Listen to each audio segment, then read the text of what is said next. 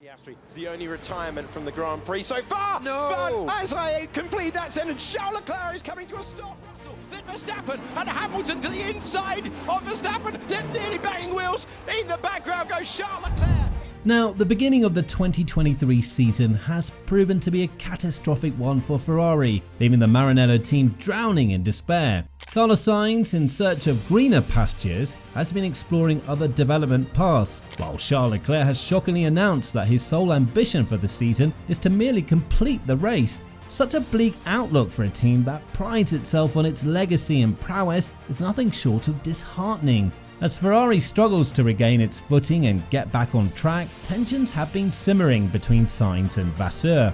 In a bold and daring move that is sure to infuriate Sainz, Vasseur has boldly declared that Ferrari's future is secure and unshakable, punctuating his statement with an emphatic exclamation point. The rift between the two has only widened as the stakes get higher and the pressure mounts.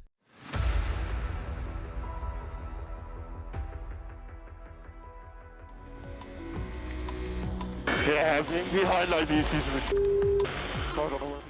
Ferrari's lackluster performance in the first few races of the 2023 season has left them reeling and struggling to keep pace with Red Bull. In fact, it seems as though they've taken a massive step backwards in their efforts to catch up to the competition. Despite Vasseur's insistence that the team made significant progress in Australia, one can't help but wonder if his words are merely a thinly veiled attempt to boost team morale. As for Charles Leclerc, the young Monegasque driver has been plagued by 2 DNFs out of 3 races, leaving his motivation at an all-time low.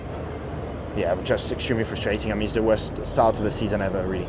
It's hard to say what Ferrari can do to keep him fired up and ready to compete, especially when they're trailing not only Red Bull, but also Mercedes and Aston Martin. But Fernando Alonso is onto the podium once again in Formula One. Ferrari may be floundering at the moment, but they've weathered storms like this before. While the team may have new leadership and a new driver in Sainz, they're no strangers to adversity, and with a shared goal and the right approach, they have the potential to rise from the ashes once more.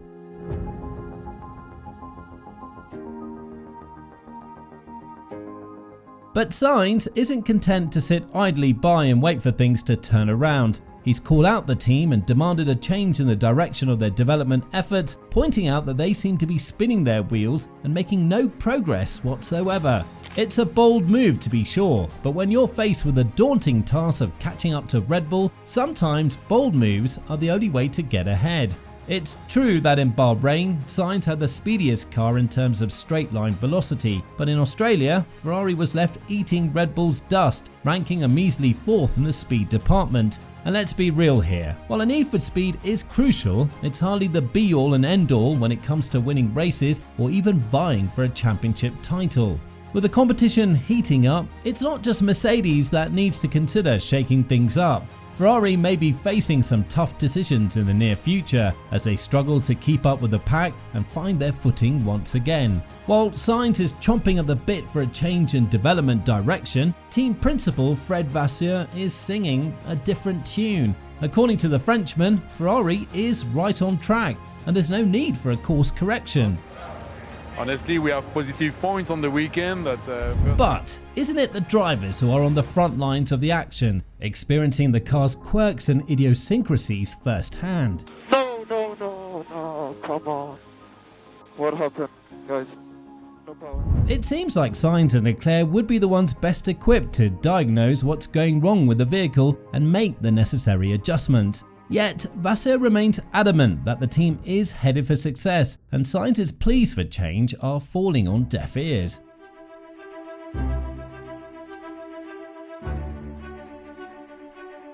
When Vasseur spoke on the team future, he said this: "We're sticking to the plan. We made some adjustments in terms of balance and behaviour, and it was much better in Melbourne, and we'll continue in this direction. It's not a B car, if that is what you want to say."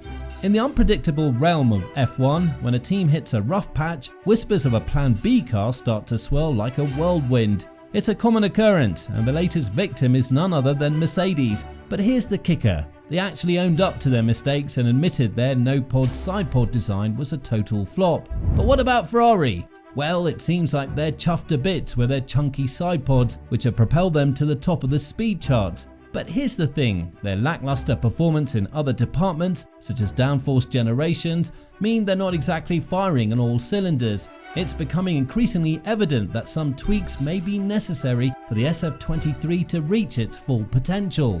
Vasseur claims that these alterations are not indicative of a radical new direction for the car's design. This is something he's mentioned before and then elaborated on.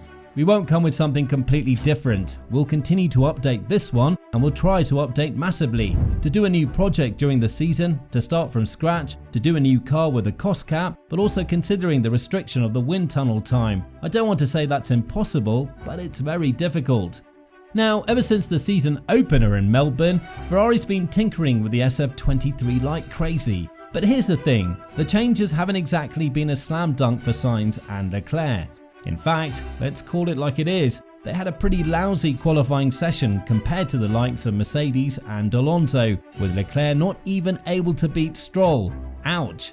Sure, Sainz was able to claw his way up the grid thanks to some impressive race pace, but let's not kid ourselves here, that's not where Ferrari wants to be. They're gunning for the top, and these lackluster results just ain't cutting it.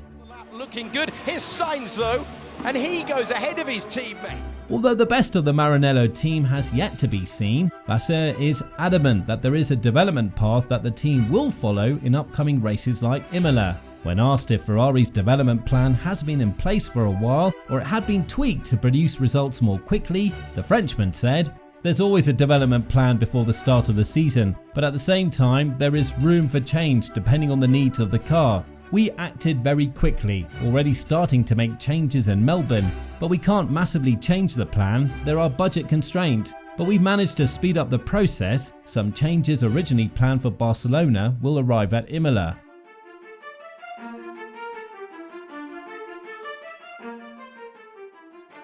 Well, the Easter break couldn't come at a better time for Ferrari. This 1-month hiatus grants them the perfect opportunity to put their heads together and really focus on developing their car in a certain direction. But let's not sugarcoat it, Ferrari is far from where they want to be right now. Yes, this break is a welcome breather for the team to regroup and reassess their difficulties, but let's not forget that they've got some serious work to do if they want to climb their way back up to the top of the grid. It will be a very long one, and we will have to fight and fight and fight all the season.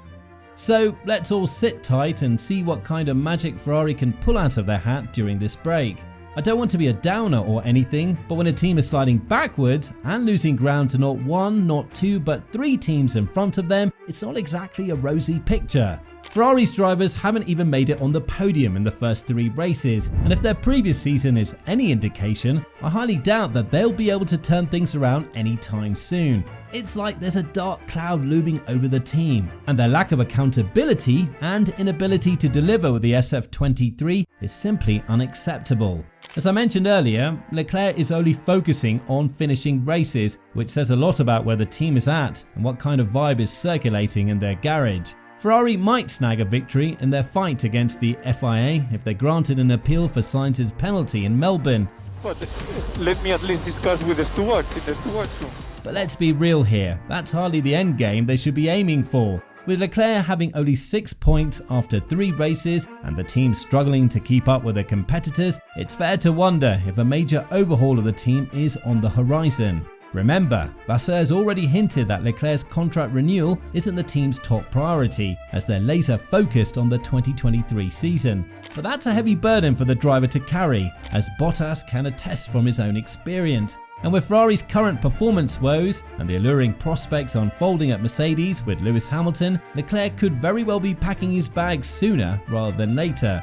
And there are rumours around a potential swap between Leclerc and Hamilton, but Mercedes seems to be prioritising their bond with a 7-time world champ. Meanwhile, Ferrari is left to ponder whether they've chosen the right trajectory, and Sainz is certainly not a contented fellow at the moment. So what are your musings on this Ferrari fiasco? Share your insights in the comments down below.